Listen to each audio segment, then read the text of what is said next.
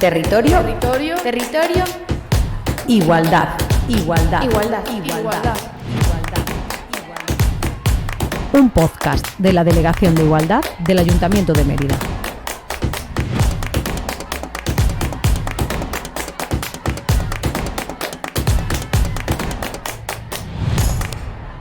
Como ya sabemos, la igualdad de género es un principio que establece que hombres y mujeres deben tener los mismos derechos, oportunidades y responsabilidades en todos los ámbitos de la vida. Implica la ausencia de discriminación basada en el género y busca eliminar barreras que impidan a las personas, independientemente de su sexo, alcanzar su pleno potencial. En este contexto, varios hombres a lo largo de la historia han apoyado y contribuido al movimiento feminista, ya sea a través de sus escritos, acciones o activismo.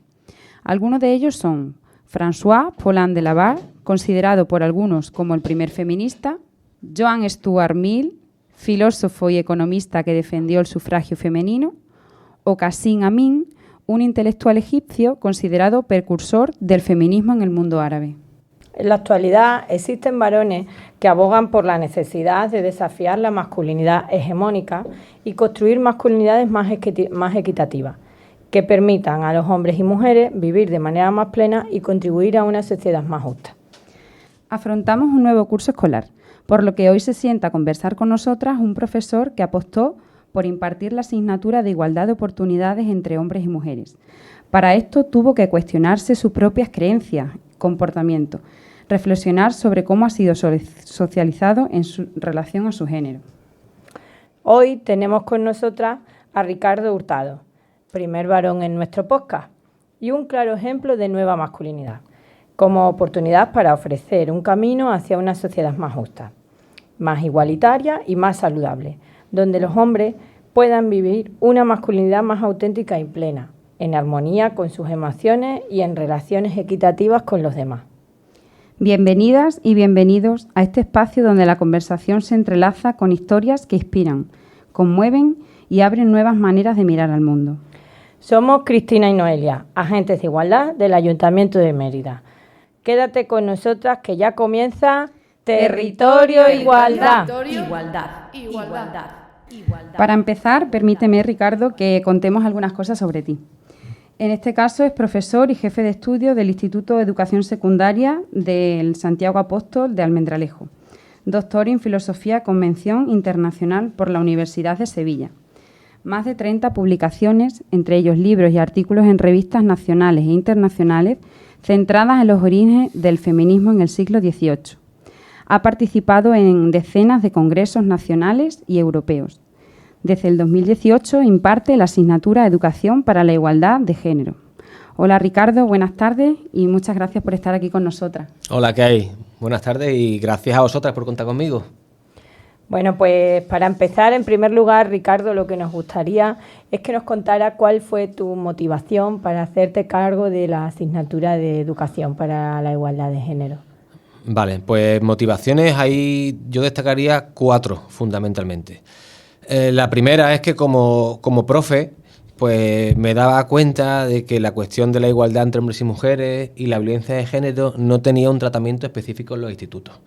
Se aborda un poquito en las tutorías, sale de vez en cuando en alguna hora suelta, pero no tenía la importancia que yo creo que merecía, porque también veía que poco a poco había una incipiente actitud negacionista o reaccionaria en algunas chicas y en bastantes chicos. Estamos hablando de 2018.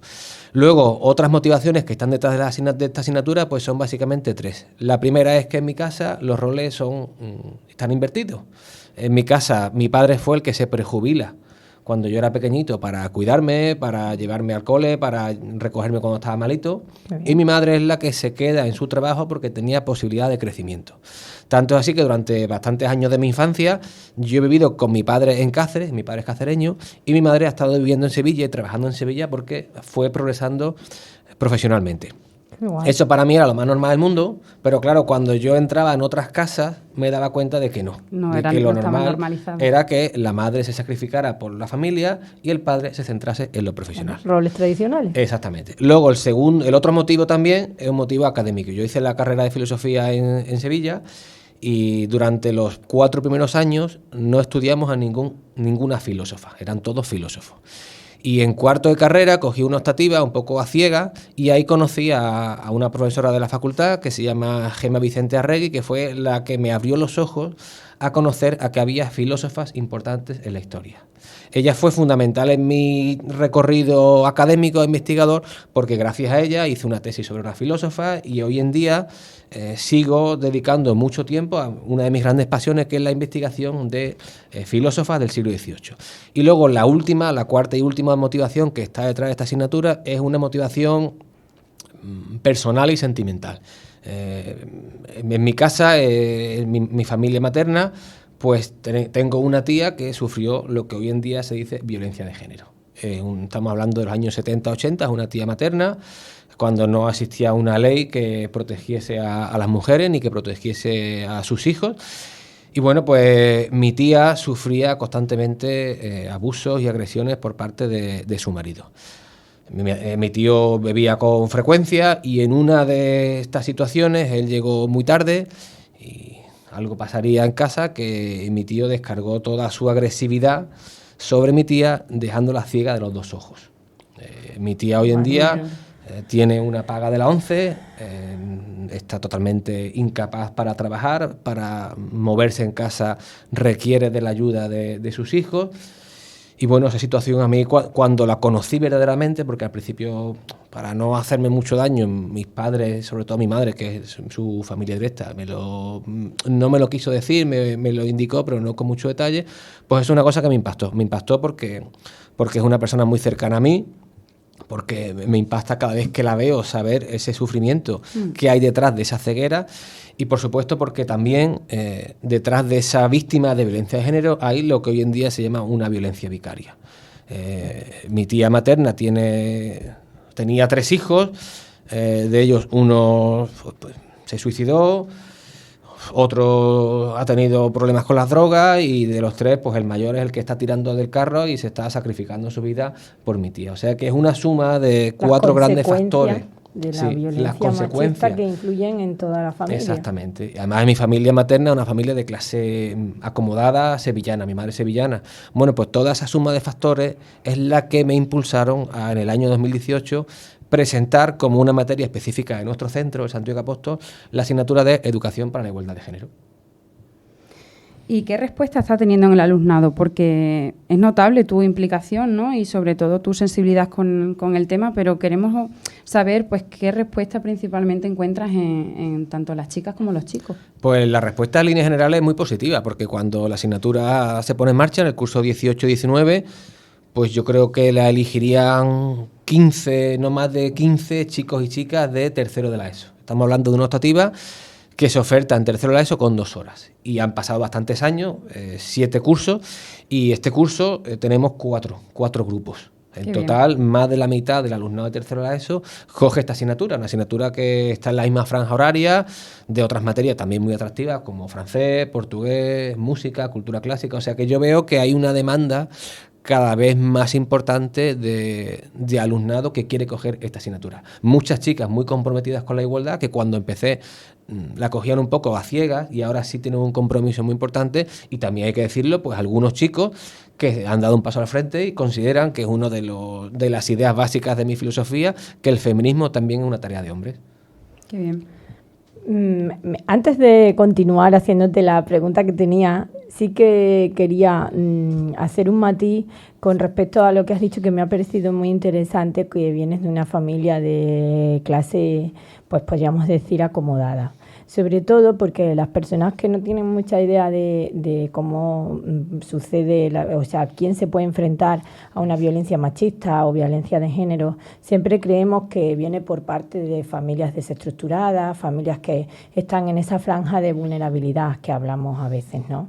Entonces, bueno, pues me parece que ese matiz es importante tenerlo en cuenta, porque la violencia de género solo se produce porque somos mujeres, no hay ninguna otra cosa, que no tiene nada que ver con las clases sociales, ni siquiera con los estudios que tengamos, la formación que se tenga, ni por supuesto el estatus económico.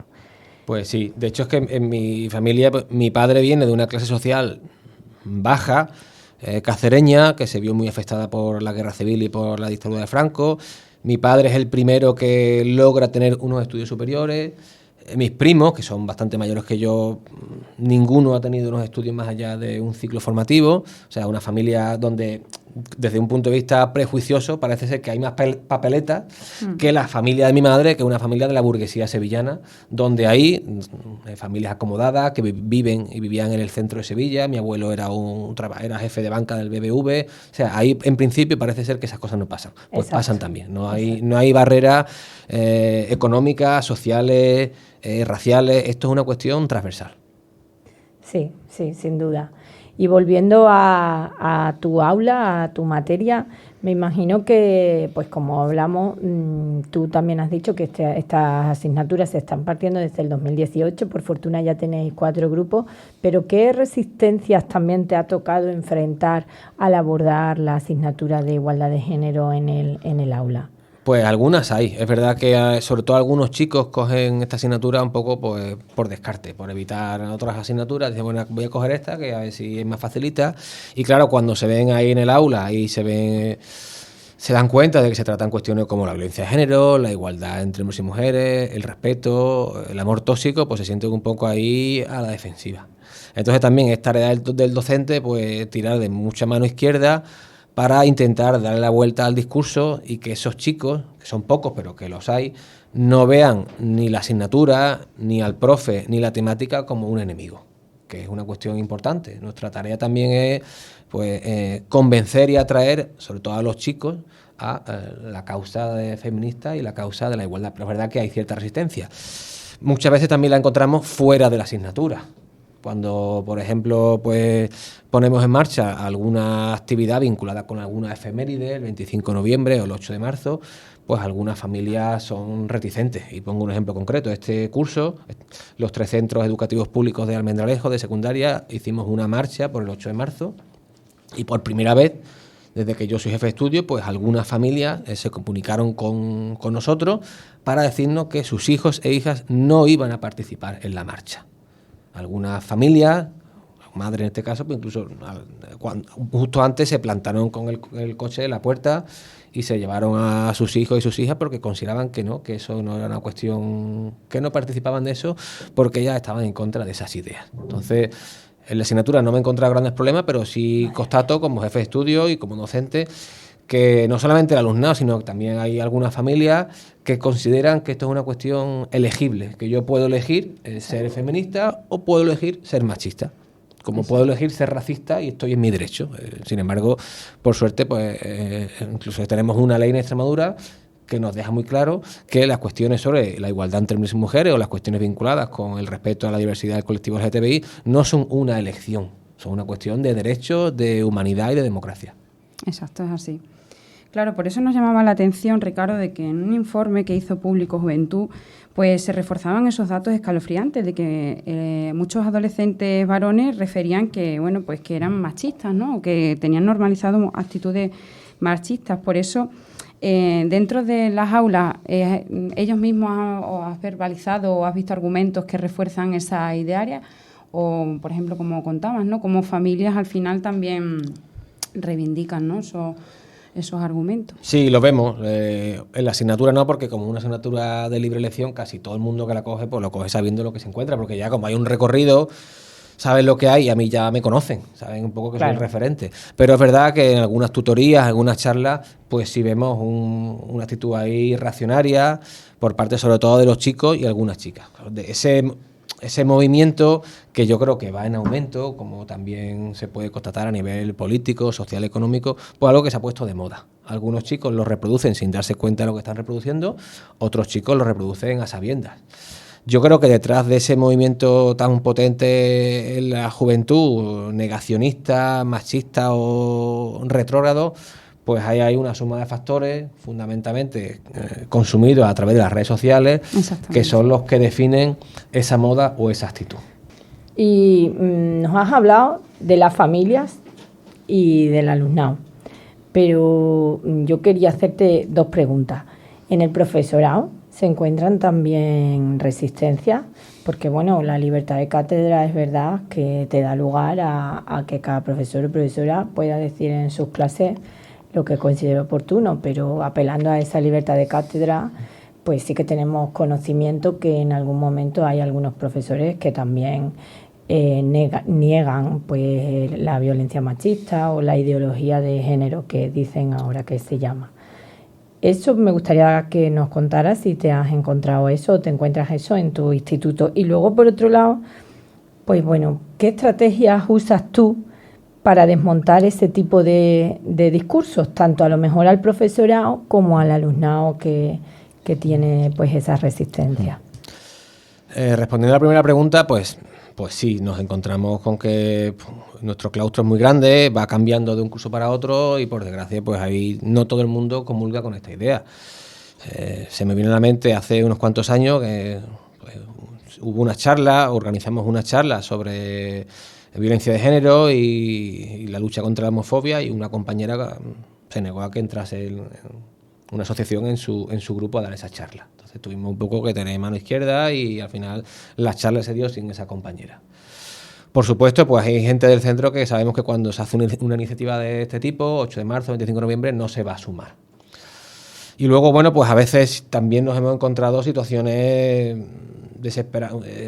desagradables, incómodas y sorprendentes, porque en algunos casos, y hablo aquí como jefe de estudio, pues hemos tenido que hablar, o he tenido yo que hablar con algún compañero docente para recordarle cuáles son las normas del tratamiento y del respeto a las compañeras.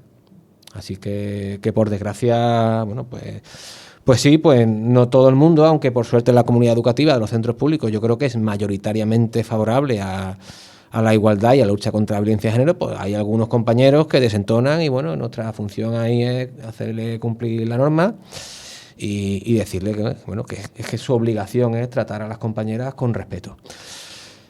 En el caso del alumnado, pues cuando nos encontramos chicos que están en contra del discurso a favor de la igualdad entre hombres y mujeres o de la lucha contra la violencia de género, pues ahí hay que intentar pues, bajar un poco al barro y dar argumentos, refutar esas estadísticas que copian y pegan de las redes sociales, desmontar los stickers y hacer que esos chicos pues sientan empatía. Yo algunas veces les digo, bueno, pues tú esto que me vienes aquí con un discurso que dice que las mujeres son todas iguales, que se aprovechan de las leyes de violencia de género, que el machismo es una mentira. Digo, bueno, tú imagínate que alguna cosa de esta le pasase a tu hermana, o a tu madre, o a tu compañera. ¿Tú qué harías? ¿Tú también no la creerías, lo negarías?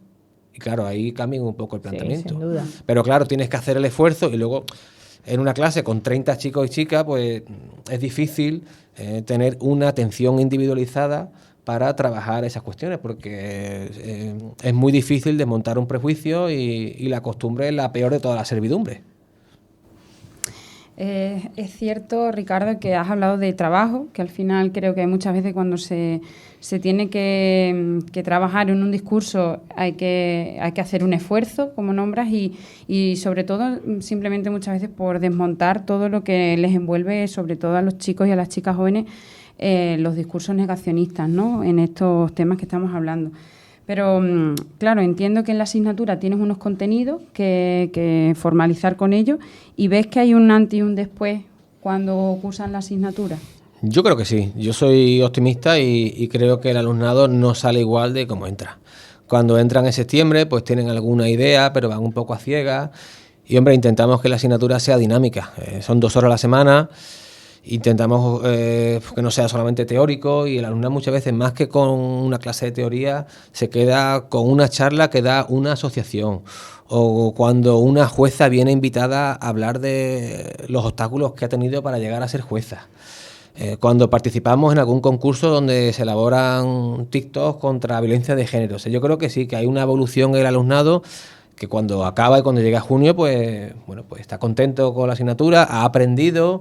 Y sobre todo, bueno, pues visibiliza lo que es la violencia de género y tiene un compromiso fuerte con la igualdad, tanto chicos como chicas. Hombre, el hecho de que la asignatura empezara con 15 alumnos y alumnas y este curso pues estemos por encima de 60, pues yo creo que indica que en el boca a boca pues la cosa va para arriba. Luego es verdad que también, yo soy muy pesado, que yo trato la igualdad en esta asignatura, pero luego en cuarto, cuando dan la introducción a la filosofía, también tenemos un bloque en el que hablamos de las filósofas, y luego en bachillerato otro, o sea que yo creo que hay una línea de continuidad, de tal forma que quien ha cogido la asignatura en tercero, cuando llega a segundo de bachillerato, pues sabe de lo que va la película y tiene un compromiso firme, y para mí eso es una cosa de lo que más me satisface como docente. Claro. No tanto ponerle un día a todo el mundo y que se sepan el examen, que eso para mí un poco es secundario, como que haya un compromiso, y en concreto, sobre todo me pasa con los chicos, cuando se acaba segundo de bachillerato y hacemos alguna actividad o algún vídeo de concienciación y son los chavales los que dan un paso al frente, pues para mí eso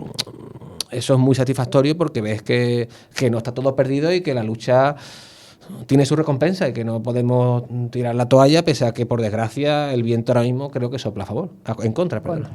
Sí.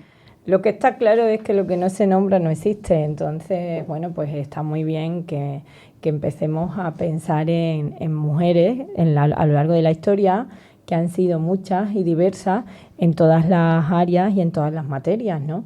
Y que no se han dado nunca. Es verdad que el currículum ha cambiado y que ya en casi todos los libros, por lo menos en los libros de texto, sí aparecen mujeres. Es verdad que en los centros educativos, por ley, hay que cumplir con un plan de igualdad, y en ese plan de igualdad también se indica pues los contenidos que tiene que haber mujeres. Pero bueno, a veces sabemos que hay profesorado que omite eso y volvemos a trabajar como si estuviéramos todavía en el siglo XX. Yo querría hacerte una pregunta. ¿Tú crees que tu posición de varón te resulta favorecedora para explicar el hecho de, por ejemplo, de violencia machista, de igualdad? Es algo que quiero contextualizarte un poco. ¿Por qué te pregunto esto? Porque a veces cuando nosotras vamos a los institutos parece que no fuéramos interlocutoras válidas, sobre todo con respecto a los chicos varones.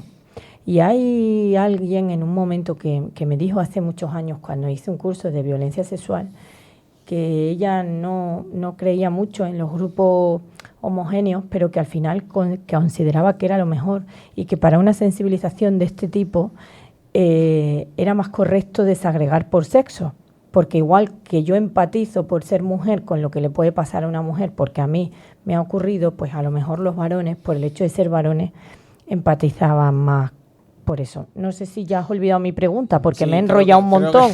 Pero creo que no se me ha escapado. Vale, pues entonces no te la repito. Sí, de hecho, en la asignatura colaboramos con muchas asociaciones, muchos colectivos, y hay un colectivo que funciona fenomenal, que es el colectivo Cala, que en uno de los talleres ha seguido el camino que tú has indicado. Venía un chico y una chica, y el chico trabajaba por separado con los alumnos y la chica trabajaba por separado con las alumnas. Es una forma de trabajar y yo creo que es legítima y da buenos resultados. En mi caso, pues evidentemente rompe un poco los estereotipos, porque sobre todo hay muchos chicos que cuando ven a una mujer hablar sobre igualdad directamente desconectan, claro, o piensan que con ello no va la película, o rápidamente creen que se van a sentir atacados o señalados. En el momento en que ven a un chico ahí, dicen, bueno, pues esto me confunde un poco, porque a ver, este tío, ¿cómo me va a hablar de violencia de género o de igualdad, pero si es un hombre? Entonces, yo quiero pensar que es una ventaja, porque me permite llegar a algunos casos de chavales que directamente cuando habla una mujer se cierran en banda. Entonces, sí creo que es una buena forma de llegar a ellos. Bueno. Triste. Es triste, pero es así. Es la realidad. Es así. También suma que, por desgracia, el alumnado, sobre todo los chicos, pues tienden a ver más la autoridad del profesor que de las profesoras, del hombre que la mujer. O sea, yo también vuelvo otra vez a mi experiencia como jefe de estudio. Si yo hiciera una diferencia por sexo de los partes que ponen las profesoras y los partes que ponen los profesores, la diferencia es abismal. No tanto porque haya más profesoras que profes, que lo hay también, sino porque el alumnado tiende a respetar más por defecto al profesor que a la profesora. Igual que en su casa a veces también pasa eso. Entonces, eso es una cadena que hace que cuando llegamos a un tema tan específico como la charla sobre feminismo o violencia de género, pues el alumno o el chaval, en cuanto ve entrar a una mujer, pues dice, bueno, ya viene aquí esta chica o esta tía a contarme una película que no va conmigo, o una película que va contra mí. Entonces, bueno, pues se rompe un poco que me vean a mí y que yo me presente y diga, mira, es que yo me interesa la igualdad o yo soy un hombre y soy feminista, pues eso ya los descoloca un poco y ya en ese mareo que tienes un poco, pues ya me permite un poco llegar al objetivo. Sí, rompen quizás con ese ideario, ¿no? De las mujeres somos las que estamos implicadas, ¿no? En el feminismo, que creemos en esa igualdad entre hombres y mujeres, y para ellos es una cosa que, bueno, que les cae de lejos, ¿no? Nos has nombrado algunos proyectos muy interesantes, como es que hay personas que acuden, ¿no?, a la asignatura, pues dando sus versiones o su forma de intervenir con la igualdad. Pero en este caso, ¿nos puedes comentar algunos otros proyectos o actividades que desarrolláis en la asignatura? Pues mira, un proyecto que hicimos en el instituto hace unos cuantos años, lo llamamos el Proyecto Mujeres. Y fue un proyecto transversal en el que colaboramos muchos docentes de muchas asignaturas. Y el proyecto, en resumidas cuentas, consistió en seleccionar a mujeres importantes de la historia del siglo XVIII hasta ahora, trabajar a esas mujeres en el aula, investigar un poco sobre sus vidas y sus grandes aportaciones y plasmarlo en un pasillo, que es el pasillo principal del instituto, con dibujos. O sea que fue un trabajo muy interesante porque inicialmente trabajamos fundamentalmente en filosofía, en historia, en lengua, en matemáticas, y luego el resultado final fue pues una selección de 20 mujeres importantes que están dibujadas a mano por alumnos y alumnas de plástica que están en el pasillo central. Entonces eso es una cosa que a la gente cuando entra al centro le llama la atención. Porque es verdad que los centros suelen estar muy bien decorados, pero que el pasillo principal esté con dibujos y con pequeñas biografías de mujeres importantes de la historia, algunas desconocidas, pues les llama poco la atención. Luego también pues hemos hecho muchos proyectos audiovisuales, que también es una de las herramientas que yo pongo en valor en la asignatura y que les gusta, porque como se mueven en el mundo de las redes sociales, de los vídeos, pues tú le dices a los chavales, venga, vamos a hacer un TikTok sobre la violencia de género, y es que les sale solo, aunque consuman vídeos negacionistas, cambian el sí y son capaces de elaborar un producto muy conseguido que luego se comparte masivamente. O sea, que es que...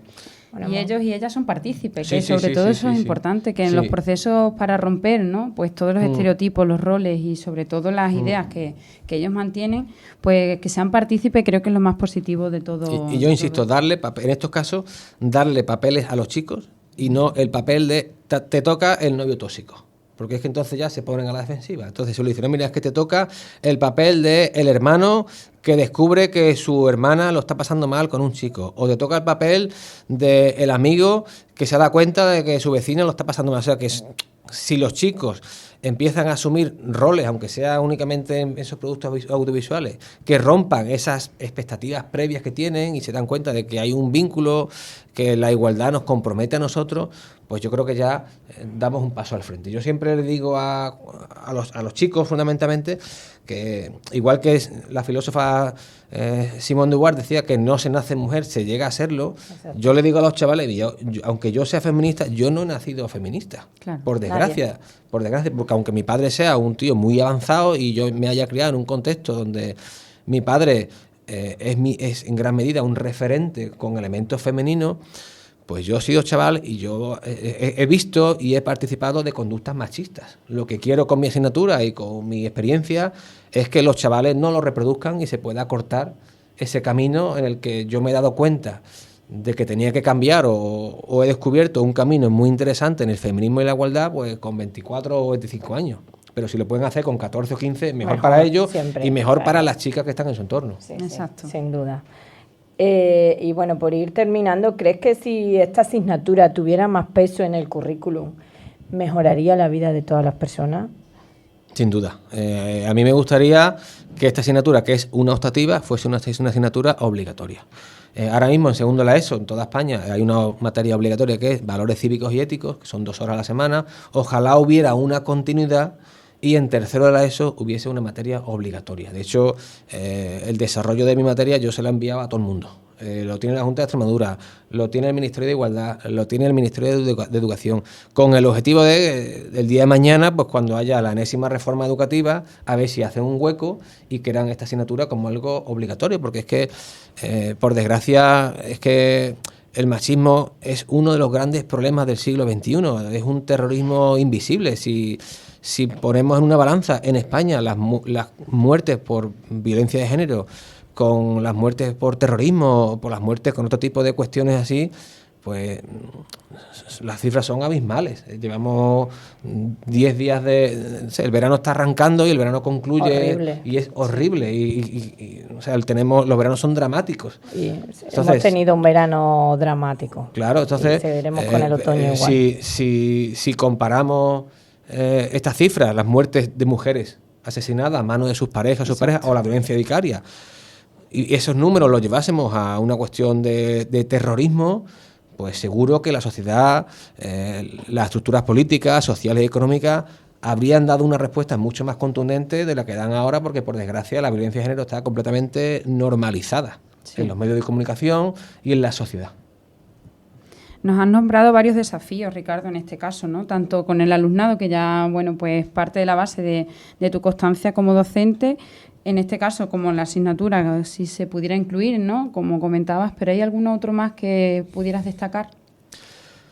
Pues a ver, se me viene mucho a la mente. El primero que se me viene ahora es el desafío de, desde el espacio educativo y desde la familia, ofrecer respuesta a otro de los grandes problemas actuales en esta cuestión, que es el del consumo de la pornografía. Sí, ese es un desafío que no hemos querido verlo todavía. Un desafío real que vemos en las aulas y que no se ataja de forma contundente. Sabemos que la cuestión de la sexualidad es una cuestión que en la familia hay mucha, o se pasa de puntilla o no se pasa, pero el hecho de que los chicos, sobre todo los chicos, pues a partir de los 10, 11 años empiecen ya a tener contacto con la pornografía, que sea algo tan accesible y tan sencillo, y que se críen en esa cultura del porno, pues hace mucho daño, porque vemos en esa violencia de género que aparece en la adolescencia que detrás de eso tienen una visión de la mujer como un objeto de consumo, como una cosa que puede estar a su servicio, y que incluso en algo tan íntimo y tan a priori placentero como el ámbito sexual se asocia al sufrimiento, a la humillación y al dolor. Entonces, claro, si un chico con 10, 11 años, 12 años consume porno, lo más normal es cuando el día de mañana tenga una pareja, intente imitar lo que ha visto ahí, porque no tiene, nadie lo ha formado en una alternativa, con lo cual mala vida le espera a la pobre chica que esté a su lado. Bueno, pues eso vamos a pensarlo masivamente, porque hoy en día es difícil encontrar a chicos adolescentes que no hayan tenido contacto con el porno antes de los 14 o 15 años. Es así.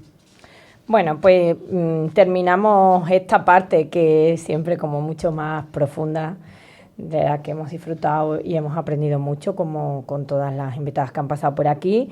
Y antes de acabar, queremos presentarte las 2 secciones fijas de nuestro podcast. La primera es un termómetro feminista.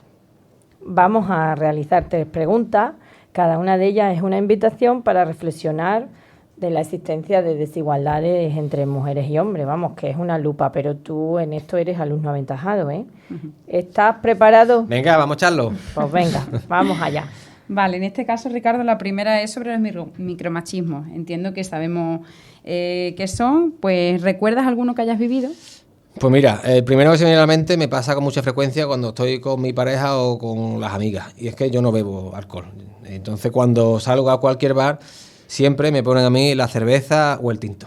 Y el refresquito o la botella de agua se la ponen a ella. Entonces eso es muy, muy habitual. Sí. Y luego otro que se me ocurre, que va a ser un 2 por 1, está relacionado también con las cuestiones asociadas habitualmente a los hombres. A mí, yo no tengo ni idea de mecánica de coche, y yo de montar muebles y eso, es que no tengo ni idea ni ganas que tengo. Ahora, cuando voy a algún sitio de eso, automáticamente me lo explican a mí, porque sobreentienden que el que controla, el que lo hace en casa y al que le gusta soy yo, y no es mi rollo. Este micromachismo y el otro, Cristina, van en la lista, van los primeritos. Sí. Si tú fueras una mujer, ¿qué te daría miedo? La pregunta es, a mí me daría miedo el retroceso en las libertades que tienen las mujeres. Yo pienso en mis alumnas y pienso en las chicas del mundo entero y creo que si yo fuese una de ellas me daría cuenta de que el mundo en el que viven y el mundo al que se enfrentan es peor que el que había 10 años. Entonces me daría miedo encontrar una pareja con la que tuviese una relación tóxica. Me daría más miedo que hace 10 años exponerme al mundo de las redes sociales, porque hace 10 años estaba muy limitado. Me daría más miedo andar sola a mi casa, porque creo que, y eso es una cosa que percibo en mis alumnas, que la situación para las mujeres ha empeorado. Y vuelvo otra vez a citar a la filósofa Simone de Beauvoir. Decía ella que cualquier cambio político, económico o religioso tendrá como principales víctimas en su retroceso de derechos a las mujeres. Hoy en día vivimos en una época de mucha incertidumbre, de mucho cambio, y en estos cambios quien más tiene que perder es la mujer. Es así, Ricardo. Y por último, si tuvieras que hacer un regalo feminista, ¿qué regalarías? Pues yo creo que regalaría alguna de las lecturas de escritoras españolas, feministas, que han tratado estas cuestiones de una forma muy accesible y muy amena. Pues se me ocurre el libro de la filósofa Ana de Miguel, Ética para Celia, que es una ética feminista explicada a su hija, y luego se me ocurren también cualquiera de los libros de Nuria Varela, que es una filósofa y divulgadora que tiene libros que se leen muy bien y que a cualquier persona que se esté introduciendo o que tenga curiosidad en el feminismo, pues le va a dar una base muy importante y le va a abrir los ojos para tomar conciencia del mundo en el que vive y para, si quiere, pues seguir avanzando y seguir profundizando en estas cuestiones. Así que yo creo que regalaría un libro. Genial. Bueno, pues vamos con la segunda sección del test de igualdad, que esto para ti está chupado. Es una herramienta de autoevaluación, ¿vale? Te hacemos una pregunta y te damos 2 respuestas. ¿Consideras que existe igualdad entre hombres y mujeres? Las respuestas que te indicamos, la primera sería sí, somos iguales en pagar las cuentas, cuidar de criaturas, salario, deportes, política y ocio. Y la segunda respuesta sería es difícil, la sociedad está condicionada por una serie de factores históricos, culturales, sociales y económicos que hacen que las mujeres estén en posición de desventaja. Pues me quedo con la segunda. La verdad, porque aunque aún España es puntera legalmente en igualdad entre hombres y mujeres y en lucha contra la violencia de género, luego la realidad cotidiana es otra y dista mucho de ser una realidad y una sociedad verdaderamente igualitaria. Muy bien, perfecto. Perfecto. La segunda pregunta sería, ¿los derechos de las mujeres son un acto de dignidad y justicia social o una discordancia porque ya existen los derechos humanos y ahí están incluidos los derechos de las mujeres? Bueno, es un acto y un hecho de dignidad y de justicia, y yo creo que no hay una humanidad racional ni hay una verdadera democracia si no hay una igualdad real entre hombres y mujeres. Y por último, esa está muy bien, no hay nada que decir porque está perfecta. ¿Piensas que denominar a un hombre como feminista es, primera opción, ser llamados aliados feministas, reconociendo que el feminismo es principalmente un movimiento liderado por mujeres, mientras que los varones se suman a la lucha por la igualdad, o creer que las mujeres y los hombres son iguales y merecen los mismos derechos? Bueno, pues yo creo que es una pregunta delicada, pero me quedaría con la primera. Yo creo que los hombres tenemos que dar un paso al frente en la igualdad, pero creo que quienes tienen que estar ahí punteras y pilotando son las mujeres. Los hombres tenemos que ir de la mano de las mujeres, apoyándolas y colaborando, porque por desgracia vivimos en un mundo de hombres, pero creo que el motor de la lucha es un motor de mujeres, porque son las mujeres o sois las mujeres las principales damnificadas y las principales sufridoras. Esto está perfecto, Ricardo. Perfecto. Está aprobado, ¿verdad? Está aprobado, ¿no? Sí, No tengo que recuperar. Con nota. Pues para finalizar, Ricardo, queremos saber tu opinión, porque como nuestro podcast se llama Territorio Igualdad, pues ¿qué sería para ti realmente un verdadero territorio igualdad? Pues ahora mismo sería una utopía, porque creo que estamos lejos. Hemos avanzado bastante. Nos encontramos en un momento en el que algunos avances se pueden convertir en retroceso y nos queda mucho. Pero yo creo que un verdadero territorio de igualdad sería un territorio en el que no existiese la violencia de género, un territorio en el que hombres y mujeres nos tratáramos con libertad y con igualdad absoluta, y sería un espacio donde los derechos humanos, el respeto y la empatía fuesen los motores de la relación entre hombres y mujeres y no una relación de poder y de dominación que por desgracia es lo que suele imperar. Bueno, Ricardo, te agradecemos enormemente en nombre de Cristina y mío, de la Delegación de Igualdad del Ayuntamiento de Mérida, que hayas querido participar en este podcast de Territorio Igualdad. Hemos aprendido mucho contigo. La verdad es que la primera parte, cómo llegaste al feminismo, ha sido bastante conmovedora. Desde aquí le mandamos un beso fuerte a tu tía. Y bueno, pues que esa experiencia vital que has tenido siempre no normativa te haya hecho identificarte como hombre feminista es muy, muy, muy importante. Y además, como buen filósofo, es importante buscar el porqué de las cosas, y eso lo has hecho dándole cabida en esas asignaturas a mujeres como Simone de Beauvoir, a la que has hecho alusión varias veces. Has dicho muchas cosas que podríamos resumir, pues como que el machismo es el terrorismo invisible, como que sería importante mantener esta asignatura como obligatoria y bueno, pues que en los cambios siempre pierden las mujeres. Entonces, tener aliados como tú en esta lucha feminista y la lucha por la igualdad, la verdad es que es un placer y un orgullo, Ricardo. Muchas gracias. Pues muchas gracias a vosotras por contar conmigo, por vuestras palabras para cerrar esta charla. Y nada, yo reitero que el feminismo es un proyecto ilusionante, un proyecto que todavía tiene mucho recorrido, que pese a que ahora mismo el viento sopla en contra, no podemos tirar la toalla e insisto en que hace falta el compromiso de los hombres. Ese es uno de los grandes objetivos que tenemos hoy en día, lograr que los hombres, que por desgracia no solemos nacer feministas, nos hagamos feministas. Qué bien, Ricardo, pues volverte a agradecer tu participación porque creo que ha sido un acierto el traerte a este espacio.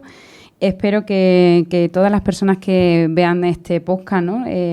Pues lo disfruten tanto como lo hemos disfrutado nosotras.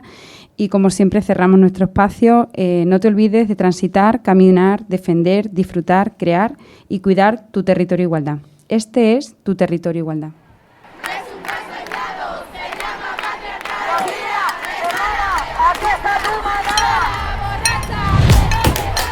Territorio, igualdad. Un podcast de la Delegación de Igualdad del Ayuntamiento de Mérida.